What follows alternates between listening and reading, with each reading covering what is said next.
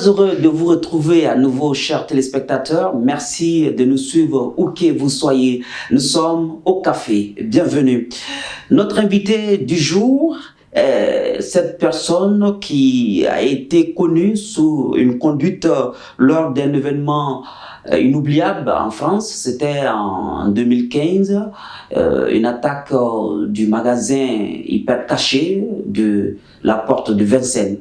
3 ans après, qu'est devenu ce super-héros. Ne vous en faites pas, il est au café avec nous. Monsieur Lassana Bathily, bonjour et bienvenue au café. Bonjour. Comment vous allez? Oui, ça va très bien, merci. Vous êtes au Mali, comment se passe le séjour déjà? Oui, ça va, ça se passe très bien. Je suis là, ça fait bientôt une semaine. D'accord. C'est votre première fois? Non, je reviens régulièrement, je viens 2 fois par an. Vous êtes de la région de Kaye, notamment la première région du Mali. Oui. Vous êtes quoi, Sarakolé? Oui, je suis Sarakolé, région de Kaye, village Samadramane. D'accord.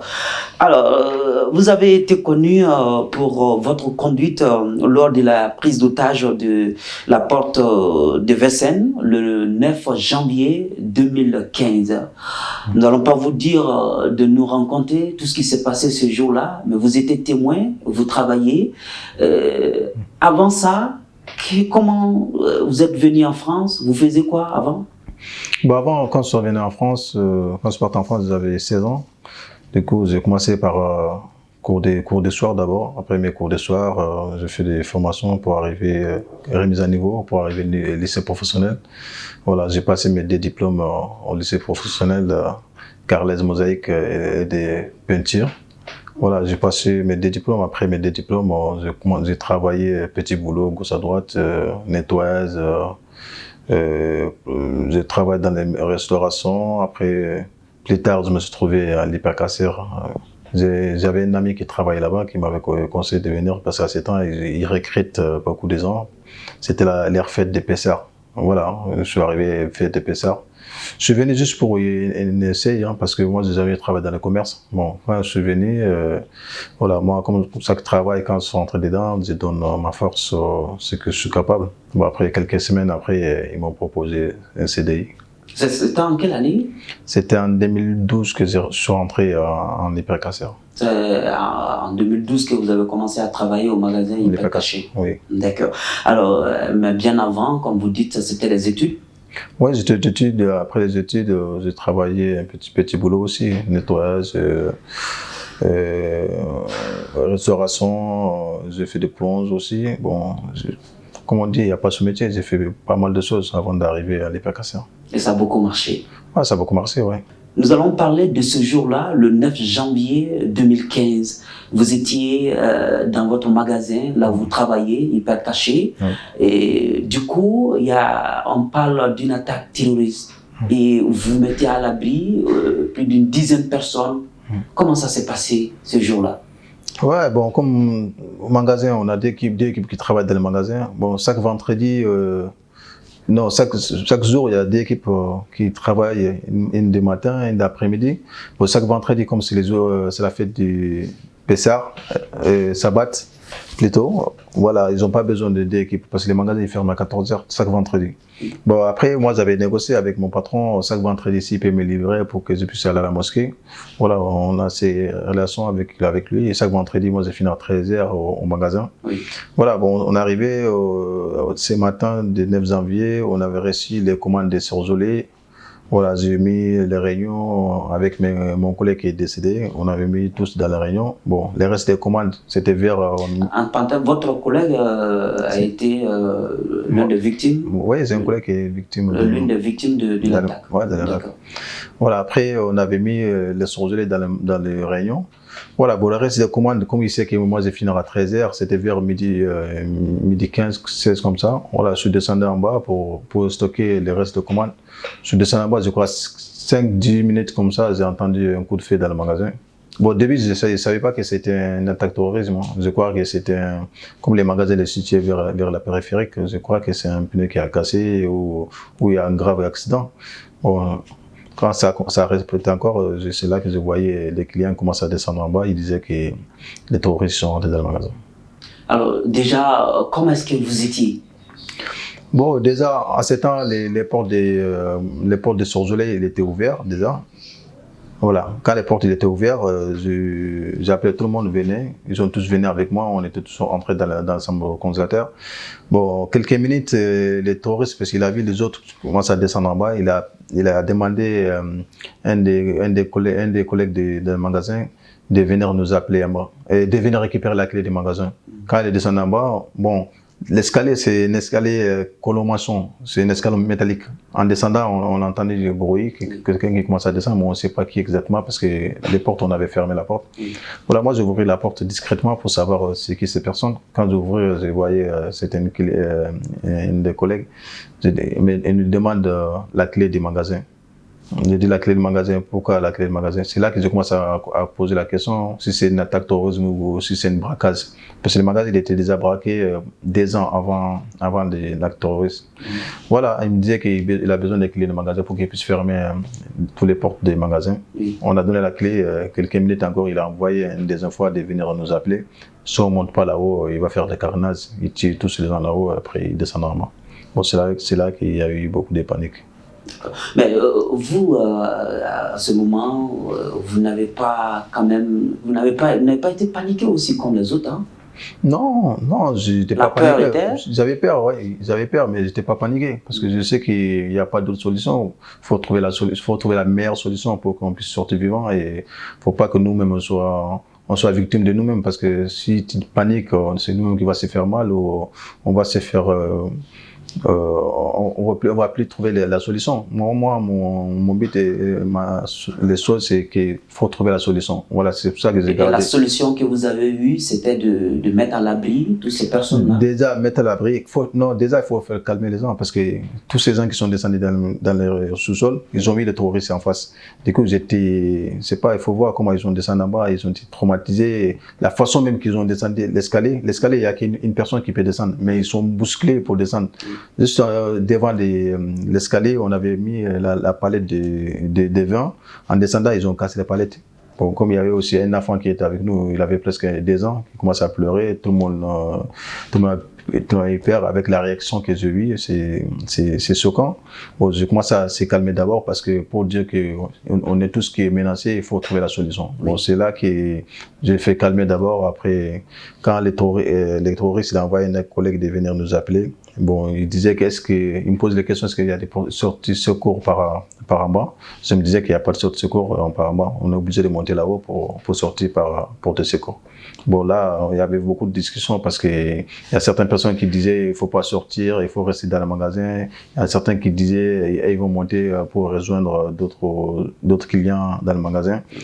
Bon, il y avait des personnes qui ont pris la décision, ils ont monté là-haut. Bon, moi, j'étais resté avec eux. Après, moi, j'ai proposé de me suivre, de prendre mon charge avec moi. Parce que mon charge, c'est un ascenseur qui mettait les affaires.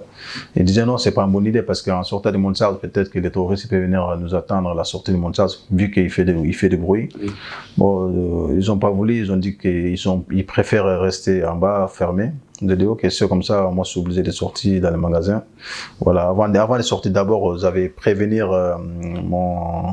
mon ami qui m'avait fait rentrer au magasin parce que là où j'ai commencé le début de mon carrière hypercassière, ils m'ont changé, ils m'ont mis Porte de Vincennes. À la base, moi j'étais à Porte de la Villette. Oui. Voilà, quand j'ai eu l'attente, j'ai appelé mon ami, mais comme c'est un ami, il ne m'a pas pris ça au sérieux.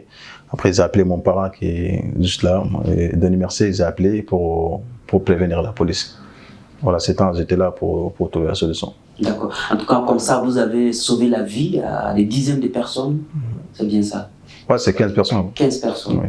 D'accord. Alors, quelques jours après, on vous fait appel à l'Élysée. C'était la première fois. Quelle émotion? Comment vous étiez à ce moment? Bon, l'émotion d'abord, 2 jours après, j'ai eu un appel du président de la République qui m'a appelé Qui était à son temps François Hollande? Oui, qui m'avait appelé pour me féliciter et après pour me demander aussi ce que c'est. C'est lui-même qui vous a appelé personnellement?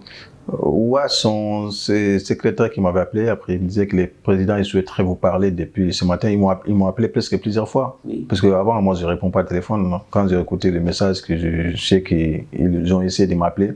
Bon, j'ai gardé les numéros par cœur. Après, quand j'ai eu encore l'appel du même numéro, J'ai décroché, il me disait que c'est M. Bathily, j'ai dit oui. Après, il disait que les présidents ils souhaitaient vous parler. Bon, on a parlé quelques minutes pour donner un peu d'informations. C'est là qu'il m'a demandé, on a entendu que vous avez une carte séjour. Est-ce que vous avez fait une demande pour la nationalité? J'ai dit que les démarches il était en cours. Bon, il me disait que ne m'inquiète pas, il s'occupe de ça. Bon, au bout de quelques semaines, ils étaient naturalisés français. D'accord. Ainsi donc, vous devenez français. Oui. Mais vous dites que vos actions sont humaines et non héroïques. Oui, depuis le début, je disais ça parce que il disait que je suis un héros. Bon, moi, je me disais que je suis pas un héros. J'ai sauvé une vie humaine. On était tous qui avaient besoin d'aide. Bon, je pensais comme un bon citoyen, c'est tout. Voilà, je ne me considère pas comme un héros. Voilà, ça fait partie de notre éducation, notre culture, aider d'autres personnes. Pour moi, c'est pas quelque chose qui va être héros pour ça. C'est juste ce que j'ai fait un acte normal, quoi. Mais après ce jour-là, et quand vous vous asseyez et que vous réfléchissez, ce jour-là vous vient à mémoire, qu'est-ce que ça vous fait? Moi, ça me fait déjà ça me fait mal parce que j'arrive pas. Il y avait quand même des morts quand même. Voilà, il y avait 4 morts. Vous avez vu des morts? Non, j'ai pas vu des morts parce que moi j'étais en bas. Les terroristes même, j'ai pas vu en face. J'ai entendu juste sa voix, comment il crie, comment il se sent avec les otages dans le magasin. J'entends tout, mais j'ai pas vu en vrai. J'ai pas vu les morts, mais même après, quand je suis sorti, c'est là que j'ai appris qu'il était noir, et il s'appelle Ahmed Koulibaly. Sinon, au début, je ne sais rien de ces nouvelles parce que c'était les frères Kouassi qui étaient beaucoup médiatisés en France. Moi, je crois qu'au début, c'était les deux frères qui sont rentrés dans le magasin. Oui. Mais c'est après que j'ai appris que c'était un franco-malien. Un Koulibaly. Voilà, un Koulibaly qui avait fait ça. Et là, tout de suite, vous êtes... Après, je me disais comment il a pu se faire ça, c'est quel entourage, quelle fréquence qu'il a eu. Bon, vous êtes posé beaucoup de questions. Ouais, je me pose beaucoup de questions, ouais. Je me pose beaucoup de questions. Franchement, bon. C'est l'entourage, quoi. C'est fréquence. Quand tu fréquentes une mauvaise personne, là, ça arrive comme ça. Hein. Comme on dit, si tes voisin est un voleur, tu commences à fréquenter, toi aussi tu vas devenir voleur. C'est comme ça. Et voilà, il a connu une mauvaise personne, voilà, il a suivi les traces de ses amis. Voilà, c'est pour ça qu'il est devenu terroriste. 3 ans après, que devient Lassana Bathily? Bon, 3 ans après, j'ai changé de boulot. Je travaille à la mairie de Paris. Je suis toujours dans les sollicitations, j'ai fait pas mal de voyages. Voilà, j'ai fait beaucoup de demandes au niveau de l'association, à l'école, pour l'éducation, et puis l'association pour vivre ensemble. Qu'est-ce que vous faites à la mairie? Bon, à la mairie, c'est la mairie de Paris? C'est la mairie de Paris. Je travaille à la direction des jeunesse et sport. Voilà. Jeunesse et du sport. Voilà, jeunesse et sport. Voilà, ils m'ont proposé ce job-là. Bon, au début, ça a été dur parce que j'ai passé les formations pour être titulaire à la mairie. Au début, déjà, ils m'ont conseillé d'abord de faire une formation de la langue pour bien s'exprimer. Oui. Voilà, après 2 ans, 1 an après, j'ai commencé mon concours de la ville de Paris, parce que tu ne peux pas rentrer sans concours. Bon, première fois, j'ai arrêté. Deuxième fois, j'ai eu mon concours. Bon, maintenant, je suis fonctionnaire de la ville de Paris. Super. Voilà. Alors, vous êtes au Mali, chez vous, et vous étiez dans votre village, c'est bien ça, oui. Avec des projets.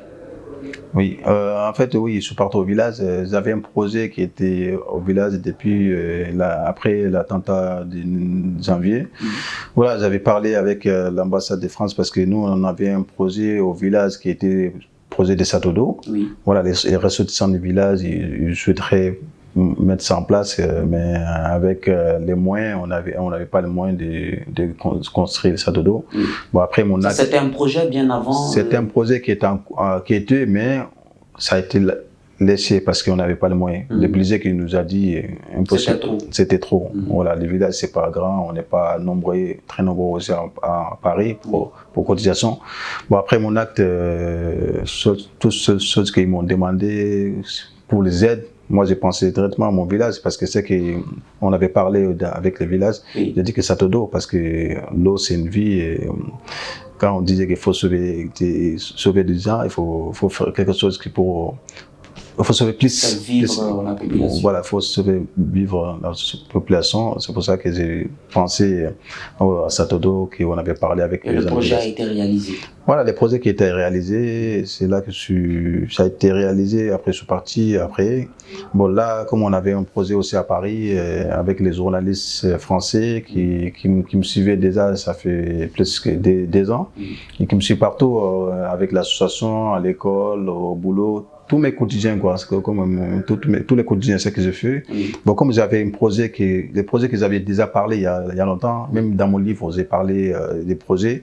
Bon, il disait. Ah, vous avez fait un livre? Ouais, j'avais fait écrit un livre. Ouais, j'ai écrit un livre. Voilà, j'ai parlé de ces projets. Comme les projets ils étaient réalisés, bon, du coup, les journalistes ils sont venus pour montrer aussi que les projets étaient bien réalisés, pour montrer ça en valeur, pour montrer les gens qui ont été déjà courants que les projets il étaient en cours, commencent à devenir. Bon, si c'est fini aussi, il faut que je suis obligé de montrer au monde que les projets il étaient réalisés. Et c'est ce que vous étiez venu inaugurer? Ouais, pas inaugurer, mais juste venir faire le suivi. Voilà, faire le suivi parce que c'est le contrat, on avait mis aussi des gens en place qui gèrent les projets. Voilà, il faut qu'ils ont besoin aussi de formation, ils ont été formés. Voilà, on est venu juste pour montrer comment les projets de films, pour mettre le Satodo aussi dans les films. Un film documentaire. Voilà, dans un film documentaire, c'est pour ça que je suis venu aujourd'hui. Et ça s'est bien passé. Comment est-ce que le projet Ouais, c'était super bien passé. Les villageois, ils étaient contents. Ils vous accueillent toujours Ah, j'étais accueilli comme un président. Ah, ouais, j'étais comme un président. Il y a tous les gens des villages qui sont sortis. On est arrivé là-bas, ils étaient vers 21h. Oui. Ils sont partis nous accueillir avant la sortie du village. Et ils ont fait la fête, ils ont commencé la fête toute la nuit. La journée aussi, il y avait la fête toute la journée. Et ils ont gorgé les taureaux, les tiques. Franchement, c'était bien avec les villages voisins qui sont venus aussi quand ils ont entendu que je venais. Oui. Ils sont venus me voir, ils ont venu me féliciter. Tous les projets que j'ai créés au village, ils étaient tous contents. Et vous allez continuer toujours à réaliser des projets au village? Pas que au village, mais je continue toujours les projets qui aident d'autres personnes, que ce soit au niveau d'éducation ou même l'association Vivre Ensemble, parce que surtout là, actuellement, on a besoin de beaucoup de ça. Votre association s'appelle? Bon, l'association, il portait mon nom, Lassana Batili. L'association Lassana Batili. Oui. Et pour ce faire, il y a une association qui va vous décorer, ça à Bamako? Ah oui, à Bamako, c'est une association des Soninké, des Bamako qui vont m'honorer. Voilà, c'est presque même association. Ils ont encore une association qui est basée en France, à Paris. Oui. Qui là-bas aussi, j'étais honoré il y a 2 mois. Oui. Voilà, quand je suis venu à Bamako, ils vont me montrer aussi les traces que pour JK. Et aussi, j'étais content que je sois là. Voilà, ils m'honorent demain 11h en Sénégal, Inch'Allah. D'accord. Parlons tout autre chose. Il y a quelques mois aussi, un de vos compatriotes avait fait la même chose comme vous, Mamoudou Gassama, qui avait sauvé la vie d'un petit garçon. Vous l'avez rendu visite. C'était une première fois. Quand vous avez entendu ceci, comment est-ce que vous étiez? Ouais, quand j'ai entendu l'histoire, je ne savais même pas que c'était malien. J'ai vu, comme tout le monde, les publications sur les réseaux sociaux, à la télé, je voyais, mais je ne savais pas que c'était malien. Bon, le lendemain, ça a été beaucoup médiatisé. Après, le président, il a souhaité de rencontrer. C'est à ce moment qu'on a une sœur... Le président de la République française? Oui, qui a souhaité de rencontrer Mamoudou Gassama.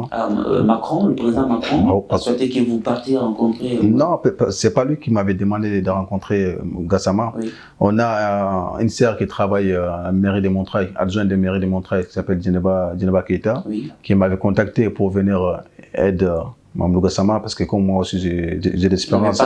Je suis passé par là pour donner mon expérience, comment éviter, comment protéger et donner des conseils. Voilà, je suis parti pour ça, pour que moi, chose que j'ai vue, il ne faut pas qu'elle aussi ils tombent dans le même cas. Éviter certaines erreurs. Voilà, c'est ça. Je dis, il faut qu'il soit entouré, que ce soit sa famille et ses amis. Il ne faut pas qu'il tombe dans les pièges, quoi. Parce que souvent, quand tu sors de tu es comme ça avec les émotions, tu ne sais pas vraiment quoi répondre au début, parce que c'est pas un métier d'être comment ça fait, c'est pas un métier que tu sois médiatisé, que ça soit tu es quelqu'un de normal, le lendemain tu es devenu populaire, voilà, c'est quelque chose qui est fort. C'est fort même à supporter ça. Il avait besoin d'être coaché. Il a vraiment besoin. Moi, et vous l'avez un peu coaché. Ouais, j'ai un peu coaché, j'étais pas seul, on était presque 5 personnes qui étaient autour de lui pour conseiller. Bon, comme moi, j'avais un boulot aussi, et après le boulot, je le vois souvent. Mais jusqu'à présent, on a des contacts. Hein. S'il a besoin de quelque chose, il vient à la maison, je le conseille, même s'il est en voyage, il me dit, quand il voyage, quand même en venant au Mali, on a beaucoup parlé, il est venu me voir aussi à la maison. On garde le contact toujours, hein. C'est quelqu'un, bon, il est bien, il écoute aussi, c'est ça qui est important. Et il a bien suivi vos conseils? Oui, il a bien suivi, ouais. Il a bien suivi. D'accord. Alors, c'était quand même déjà bien lorsque vous rencontrez un de vos compatriotes qui a aussi fait comme vous, parce qu'il devient lui aussi le deuxième héros après vous. Ouais, c'est bien. Pour moi, je le conseille comme un frère, hein, comme un frère. Il m'appelle d'ailleurs mon grand frère. Voilà, moi, je le conseille comme un frère. Je le dis toujours, s'il a besoin d'aide, si je peux les aider, bien sûr, je l'aiderai avec un plaisir, hein, avec un grand plaisir. D'accord. Lassana Bathily, nous sommes en fin de notre entretien, le Café de l'Ail. Alors, vous êtes un exemple. Et beaucoup de jeunes vous ont vu, vous avez été médiatisé, et jusque maintenant encore. Vous venez de citer, vous venez de dire beaucoup de choses tout de suite qui intéressent beaucoup cette jeunesse. Aujourd'hui, cette jeunesse aussi qui souhaiterait vivre comme vous en France, qu'est-ce que vous pouvez leur dire? Ceux qui sont ici et ceux qui sont en voie d'y aller. C'est de croire à eux-mêmes, croire à vous-même. C'est ça qui est plus important. Faut pas laisser les bras, faut dire qu'on n'a pas l'avenir. L'avenir, ça appartient de la jeunesse. On vient de loin, on part loin. Faut pas du tout risquer votre vie pour aller à l'Europe, pour que ça soit l'avenir. Il faut tenter, travailler, que ce soit ici ou aux pays voisins. C'est important de prendre le risque ou les sables, de rejoindre en Europe. Parce que nous, on est là-bas, on sait quoi. C'est que les gens qui sont pris les bateaux, comment ils vivent là-bas. Voilà, avant de venir, il faut bien beaucoup réfléchir avant de prendre les bateaux. Merci beaucoup, Lassana Bathily, d'avoir accepté notre invitation. Merci d'être venu au café. Merci à vous. Merci. Chers téléspectateurs et chers abonnés, nous recevions Lassana Bathily, celui qui a été connu pour sa conduite lors d'un événement inoubliable en France. Il s'agit de la prise d'otage dans le magasin hyper caché de la porte de Vincennes en France. 3 ans après, qu'est devenu le héros? Il était au café avec nous. Avec lui, nous avons parlé de ses activités et le message à l'endroit de la jeunesse africaine, particulièrement malienne. Merci à vous de nous avoir suivis. Nous vous donnons rendez-vous ailleurs avec d'autres invités.